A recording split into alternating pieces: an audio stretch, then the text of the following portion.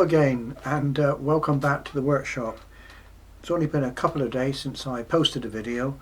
That was when I was posted the video about the sports cameras and stuff like that. I'm now on to something I'm more at home with, and that is an amplifier, and more specifically this Technics SL-JS1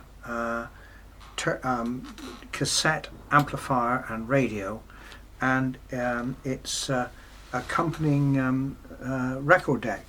And as you can see, they're already all in bits, let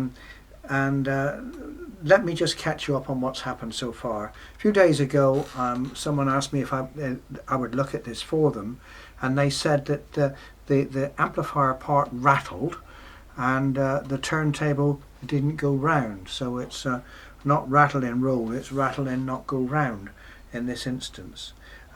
So this video is going to be about my fault finding on these two pieces of equipment, and my subsequent diagnosis and road to repair. I like that term, road to repair. It always gives you hope, doesn't it? So that's what I'm going to be doing in this video. The first part of it was the rattle. That was fairly easily solved. When I opened it up, as you can see, it's already opened, and I found this piece of aluminium clonking around inside. Now, the reason it was clonking around inside is because it became, let me just show you this, get rid of that, it had become detached from the top of the case. Now originally I thought, that's there to protect the case, the paintwork on the case, from heat from the heat sinks, but not a bit of it. If you place that, if you place this over the actual amplifier, that piece is over the tuning area here. So I guess it has some sort of screening function. I'm not really sure. The not going round turntable I'll explain as we get further into the video. So I hope you enjoy this. It's we will carry on now with examining these two pieces of equipment. Having removed the top, it looks as if this machine's not been looked at for a number of years. Obviously a huge amount of dust and fluff around the power output stage, which obviously attracts that because of heat circulation, and also on the tuning. I'm going to be very careful with this because as you can see, the tuning dial, in fact it's almost invisible, it's very complex and very tiny, so I'm going to have to be careful working on this not to damage that when I clean it. So I think the first thing to do before I do anything else is to get the vacuum cleaner out and to clean away some of this muck and crud which has accumulated over the years. Well, that's a lot better. I don't like working on dirty equipment. It just doesn't feel right, and although this is an inanimate object, I'm sure it feels a lot better with a good clean and brush up. So that looks an awful lot better. So now I'm going to power it up and see what happens. Connected to the mains, I've got the deck connected up, I've got an FM, temporary FM aerial on, and the AM aerial that it came with. So I'm going to power it up now. Now it's clean. Oh, and a red indicator comes on, which is always hopeful. There's no smells from it. Let's turn the volume up and try and tune it on FM. Real. Oh. Bristol, please could you play the fantasy? This is because tomorrow. Okay, what I love about this is there is an indicator there to say when it's on channel, when it's tuned, and also the actual cursor LED or indicator light. I'm not sure if it is an LED, I think it's a bulb, brightens up when you tune in, and you've got a really good signal level indicator here. Yeah, it's nice little touches. so FM is working.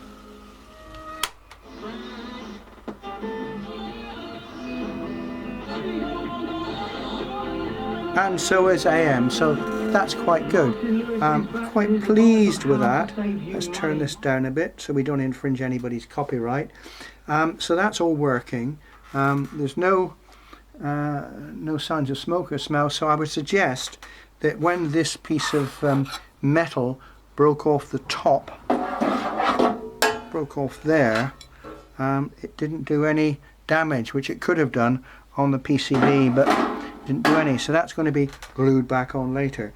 Now let's go for that's the rattle sorted out anyway. Let's go now to the deck, and this was one of the issues that he was complaining about, that the deck wouldn't turn on. So we're on to the deck, turn the volume up a bit, just do the usual stylus check.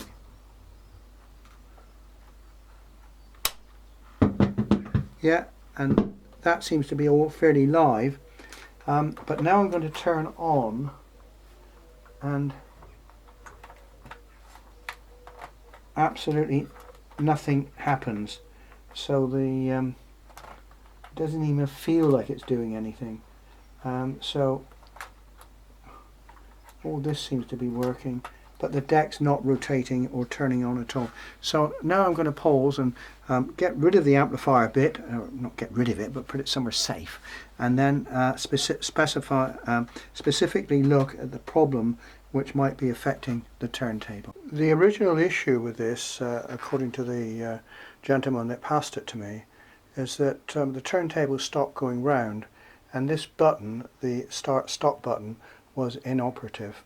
And as I press it, you'll find that it doesn't do anything. So I'll press it and it doesn't do anything at all. So what I'm going to do is turn it over and look at the mechanism and see what should be happening when you press that button. Okay, so I'm now going to, that's not very good, there's nothing much to stop that wandering anywhere. So I'm going to stick a wee bit of tape on that before I do some serious damage to the stylus. Just a little bit of tape over the top should stop that flying about everywhere.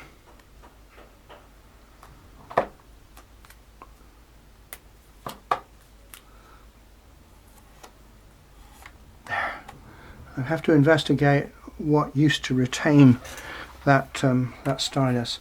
Now let's be very careful. Does the mat come off? Yeah, the mat comes off. What about the turntable? No, it's direct drive, isn't it? Let me just check that. Servo automatic turntable system, so it's servo driven, so that's not going to fall off. So let's turn this over and remove the bottom and see if we can see what the offending problem is. Where's my little dish? I always like to have dishes to put screws in rather than on the bench, because 9 times out of 10, and check what size screw it is, it's those. Okay. So they're brass coloured screws as opposed to the dark screws that came out of the chassis bit. Anyway, a little dish to put things in. Some people say they're the best thing since sliced bread, but I'm wondering what was the best thing before sliced bread, if that's not too much of a philosophical question. Now, how do we remove this? Let's get some small screwdrivers and see if this is going to come up. Not at all, I don't think. What else do we have here which is causing a problem? Caution, do not remove the screws, no serviceable parts inside other than by qualified service personnel. Well, that's, oh, the platter has come off. There we go. Oh. What on earth is going on here? There should be a belt on there, and there isn't one. Ah, there it is. Of course it is. It's on there. Right. Problems, and it's broken. Okay, that's number one problem. Number one issue is that the I don't know if you can see that. Let me prop it up for you. Okay, so that's the first issue. So my next job is to try and procure a belt for one of these turntables, which may or may not be easy. We'll have to investigate that, but let's investigate further. Ah, easy. Right. Oh my goodness.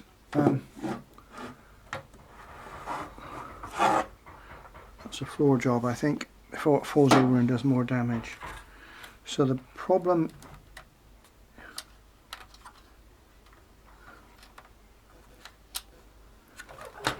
this is the start-stop switch, which seems to be giving the problem.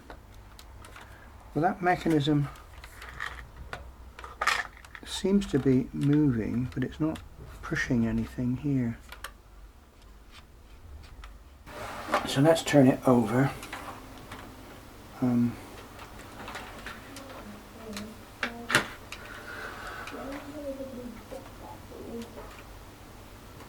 pressing that.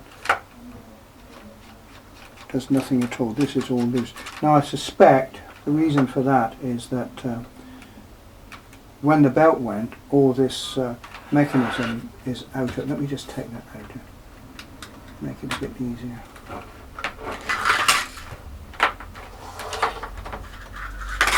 I suspect when that's out, let me just now turn all the mechanisms out of kilter. So let me turn this. Ah, things are happening now.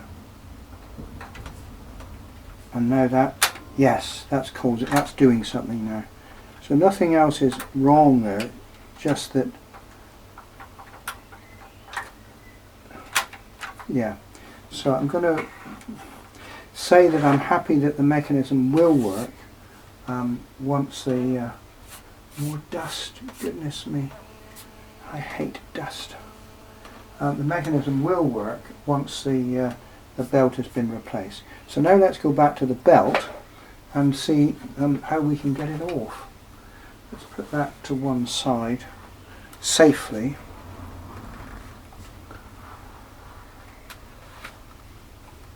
Right, so nobody should sit on it there. And let's go back to this belt and have a look at how we can get it off. First of all, it feels very sticky and perished. Yes, and it's only going to come off in little bits. If I get a sheet of paper and put under there, you'll see exactly what's happening. It's just totally perished. So I'm going to, oh, there's a big bit.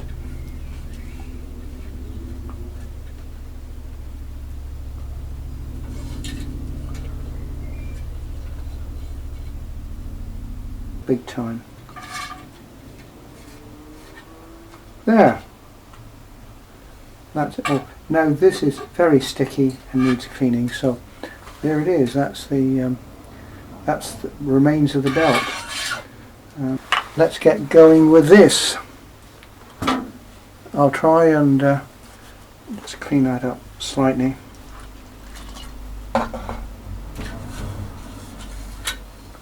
Oh, it loves that. It absolutely loves that.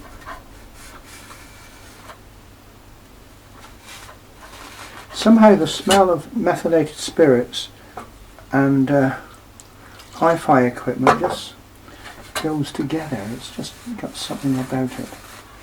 And you know you're going to get restored beautifully, don't you?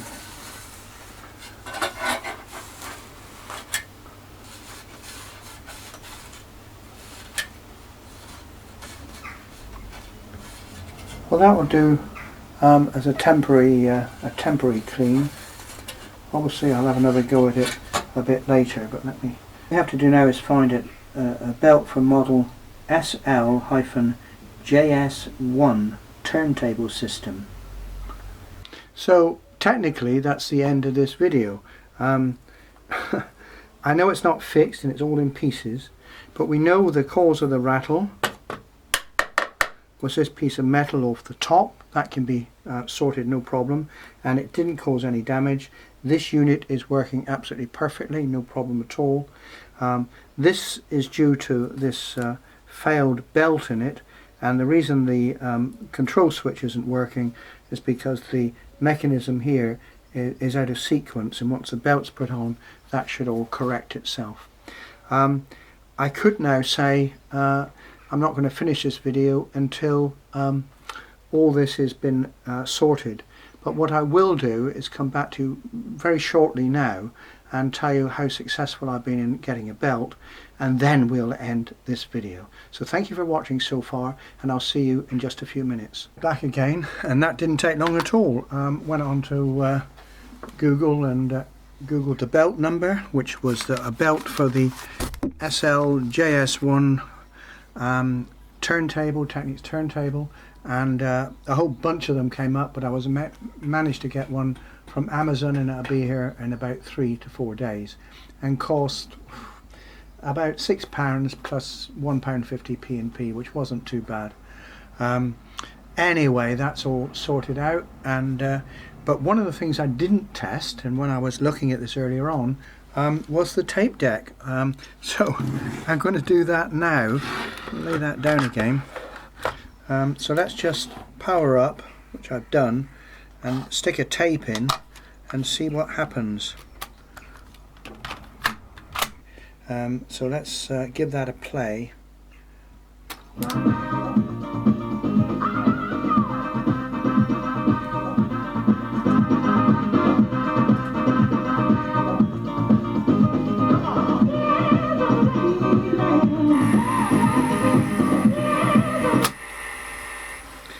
Okay, that background noise is a guy next door doing some building work, so it's not this. It is a bit wowy and it's a bit dull, so I'm going to clean the heads on it, and once that's done we'll try it again.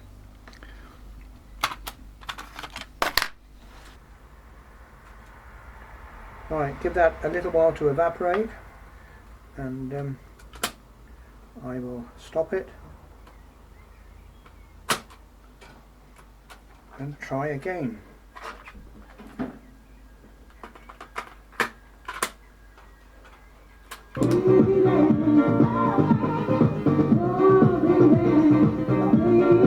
That sounds much better.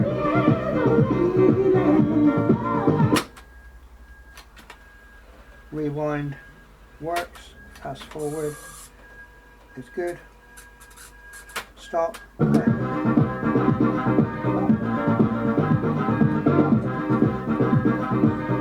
No more of that, but yeah, so the cassette player is working now. Well, it was working before. So just to summarize, new belt for the record deck, some glue to glue this back onto the top, and some TLC on the deck here, and a good clean out, and the thing should all be back working properly. When the belt comes, I'll make a short video of fitting the belt, and then we'll be up and running again. So there we go. Well, that's it for this repair job. Can't do any more at the moment. It's been quite a pleasure to work on something like this again, and it's nice sometimes when the fault is fairly obvious. It's all now waiting basically for the belt and then be put back together again. And I'll make a short video, as I said, when that happens. Thank you for watching, and once again thank you to all my subscribers, and I must make an apology for the building noise which is going outside my workshop, I've had to have the door open because it gets a bit stuffy in here, and we're having some beautiful weather at the moment. So apologise for the noise. That's me finished. I'm going to wash up now, get the smell of meths off my hands, and have a coffee and relax for the rest of the evening. So thank you for watching, and as always, take care.